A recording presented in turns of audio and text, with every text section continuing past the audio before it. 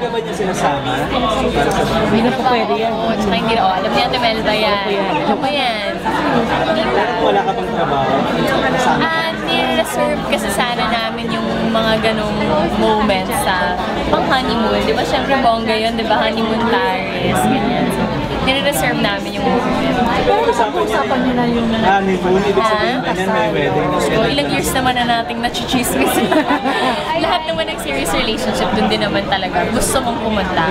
Although, you know, I really can't tell now. Minsan nga, ikakasal ka na, nasa altar na kayo, baback out pa rin eh, di ba? There's really no formula, no guarantee. I pray na doon kami makarating. Nakikita ko naman na we're working towards that. He's working towards that. Do you see Billy as your future Eh kung hindi ko naman nakikita yon, I wouldn't be with him right now. Right now, no. No, I'm not. Emotionally, I know I have a lot of growing up to do. Our relationship needs a lot of work. And sa ngayon, hindi pa. But I see it as a possibility. How many years from now? Hindi ko masabi. Hindi natin alam kung anong takbo ng anong magaganap sa France. Hindi natin alam eh. Anong magaganap dito. In your relationship, ikaw ba yung ikaw yung hindi pa masyado ready? Or si Billy, you think parang ready? Si Billy, sinasabi niya he's ready. Ako, I'm much younger than Billy. So kaya, sabi ko na, bakit hindi ka? But he says that he's ready. Yan pa ang lalaki pag sinabing handa na sila, handa na sila. But I know that, you know, he has some other things to work on. Like siguro financial stability. And syempre, kailangan practical na tayo ngayon. Sikreto niyo, may tumagal kayo ng ganyan. Siguro kasi we trust the right people. Hindi naman namin completely tinatago yung relationship namin. Pero sa mga tamang tao namin, like ikaw, Kamel, alam mo yan, sa'yo lang ako nagkikwento. And we trust the right people. And there are some things that we don't discuss because they don't need to be discussed. And there are things that we just keep to ourselves, and there are things that we share with people. So I think it's that learning to find that balance between privacy and sharing with your audience and your fans your personal life.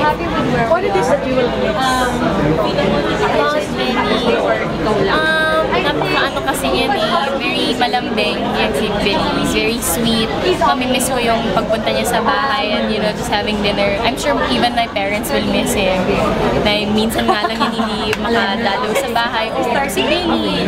And si Billy din, oh, I haven't seen your parents in a while, ganyan. So, it's very malambing. And mahilig kami magkwentuhan.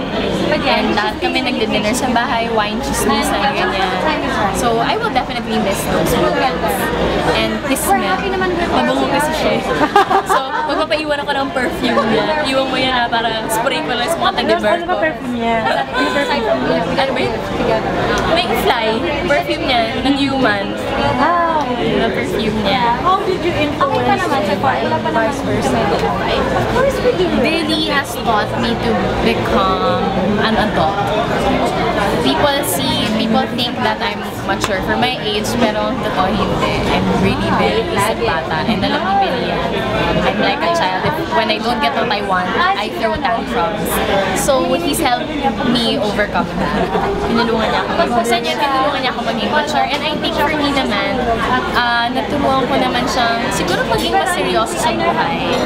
I helped him realize that whatever he's going through and enjoying right now, hindi siya forever.